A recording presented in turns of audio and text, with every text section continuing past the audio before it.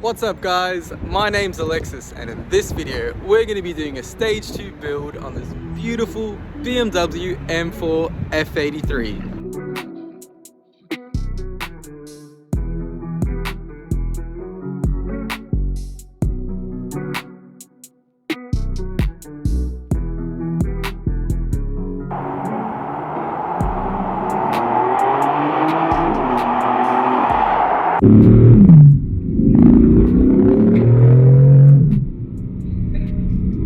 In stock form, this car is absolutely a beast. I can't go too hard because we're in residential streets. I'm not going to be pushing the car. Some of you may know that I love my BMWs. I own two myself, and there's just something about BMWs, the driving experience that these cars give, the aftermarket support, the amount of people that can tune these cars for producing a lot of power, and also make these cars reliable. It makes for the driving experience as well as the owning experience 10 times better than a lot of other platforms. And I'm also biased because I own two, and I've been through the whole scenario of upgrading the performance of the cars, figuring out what the problems and issues are with the car. This is one of my dream cars. I've always loved the BMW M3, the F30 platform and the F80 platform. I think this is one of the best looking platforms the 3 Series has ever come out with. I mean, the way that this car looks so aggressive on the road, it does have clean lines, and the way that this car delivers the power, it's usable power. It's not just power where if you just put your foot down, it's just gonna light up the rear tires. Enough of me ranting about cars and what I actually like about them. What we're going to be doing to this car is a stage 2 tune as well as a full exhaust system and intake. Now, this car from factory comes with 317 kilowatts and 550 newton meters of torque. We're going to be upping the power to what's considered like a stage 2 power level. So it's going to go up from 317 to between 385 and 400. So about a 70 to 85 kilowatt gain just with the tune and exhaust upgrade. This includes the intakes as well. Now, in terms of the torque, we're going up from 550 to about 690 to 710, give or take the fueling that's used and how hot it is outside and the altitude. It is a huge bump in power, and you're definitely going to feel it when you're driving the car on a daily basis, especially when you open it up in the mid-range. That power is just going to hit you straight away. This car has a DCT gearbox, so the DCT gearbox shifts extremely quick when you're comparing it to the 8-speed CF in my other two cars. It is a lot quicker in shifting, but in terms of an everyday drive, I would say that those gearboxes are a lot better for everyday driving experience. From a performance standpoint, the DCT wins every single time. I'll give you some flybys of how this car sounds like from the outside, and we'll get into the exhaust system on this car.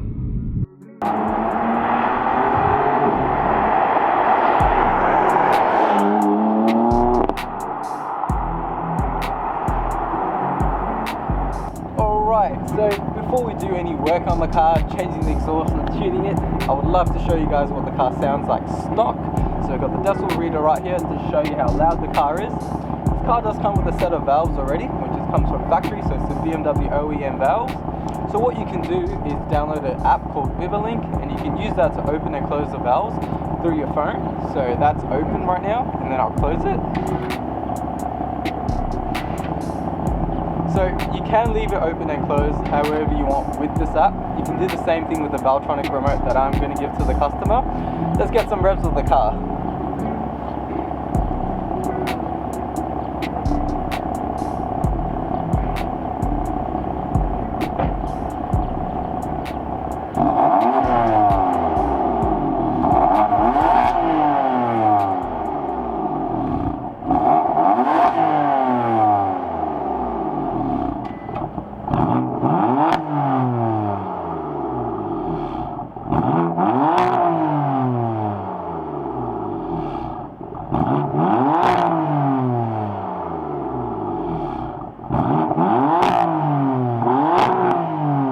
We installed a Vargas crank hub capture plate on this car. The S55 engine has an issue with the crank hub bolt getting loose, which causes catastrophic engine failure. One of the main reasons for this is that the crank hub bolt gets loose. By installing this capture plate, it keeps it nice and tight and stops it from moving and falling out.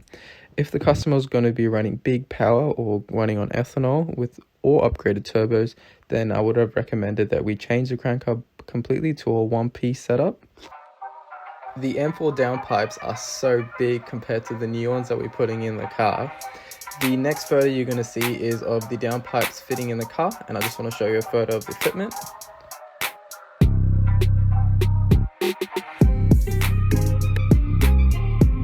I thought the downpipes were heavy, and then we started taking off the rest of the exhaust system, and it literally took 3 of us to take it off the car and put it on the floor.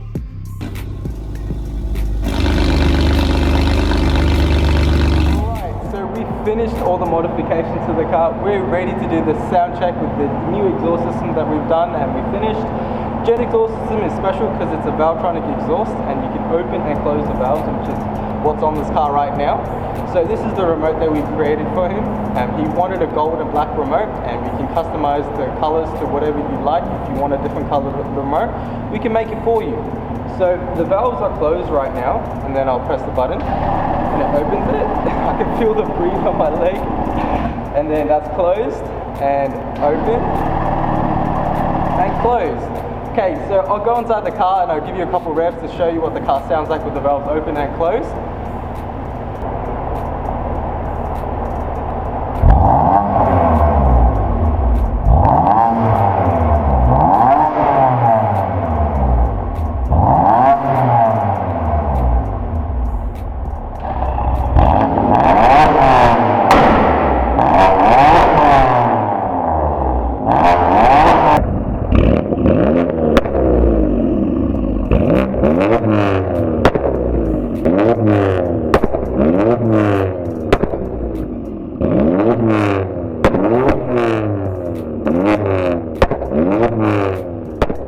I literally had to put my fingers in my ears because this exhaust system is so loud.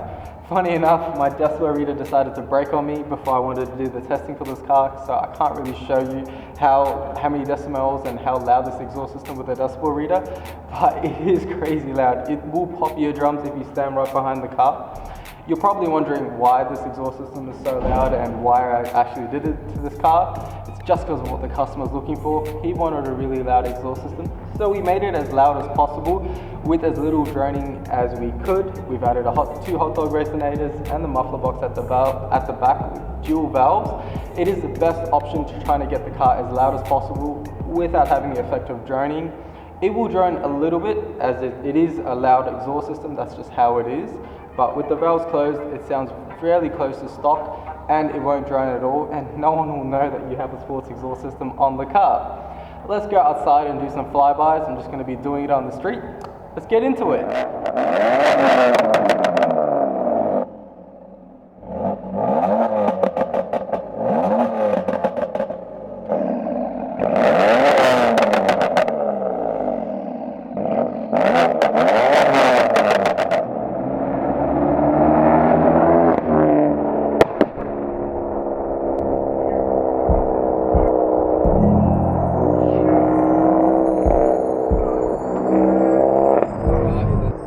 Everything's done on the car. I wanted to show you guys how this car is to drive on the road, as well as give you the experience of what the valves are with it open and closed driving on the road. So right now the valves are open. Just give it a quick pull.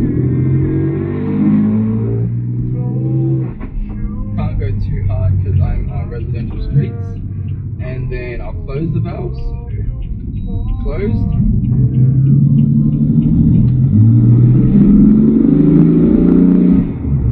Valves closed, it doesn't sound like you've got a performance exhaust. Haven't done any modifications to the car, wink wink. You can really hear the VRSF intakes with the valves closed. You can hear the whooshing noises, and I think that sounds really nice. It sounds sick, and it does add more airflow into the engine with the intakes, and it creates more equal flow. I'll put up a description of what it actually does to the car right now, so you can have a read through it, but it does sound nice. Just open the valves, because who likes an M4 with a quiet exhaust system?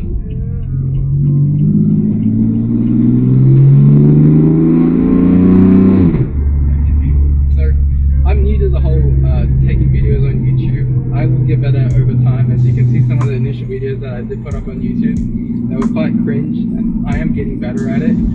I would would love your feedback on how I can improve my videos. Just post a comment down below and let me know what you guys think of the videos, whether I'm adding too much content or you want me to put out more different content. Let me know.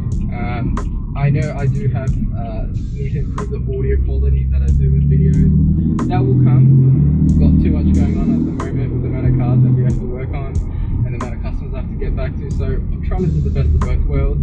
I try to do YouTube videos for the really nice cars that do come by the shop, and this car is a very special car, and I love driving this car. It is amazing on the road. Comparing this car to my other two cars, the 340i, the 328i, this car is a night and day difference in terms of handling. Power-wise, the 340i, it is a little bit down on power. If you're going to take the car racing, yes, the 340i will lose, but for daily driving, you really can't notice a difference in straight line power.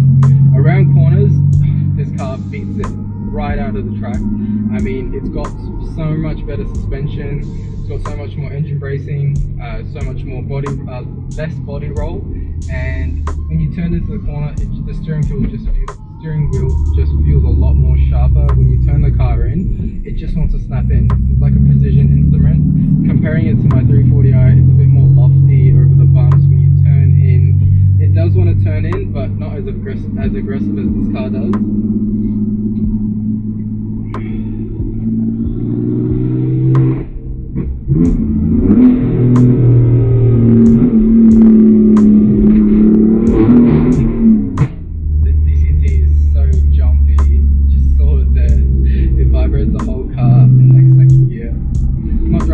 Too hard because it's not my car. I'm just driving as casually as possible, trying to give you a good experience with it. I hope you guys enjoy this video, and let me know what you guys think of what I can do to improve the content that I do put out. If you want me to put more different content out about the cars, like how the process is of installing cars, things like that, let me know in the comments. I'd love to get your feedback so I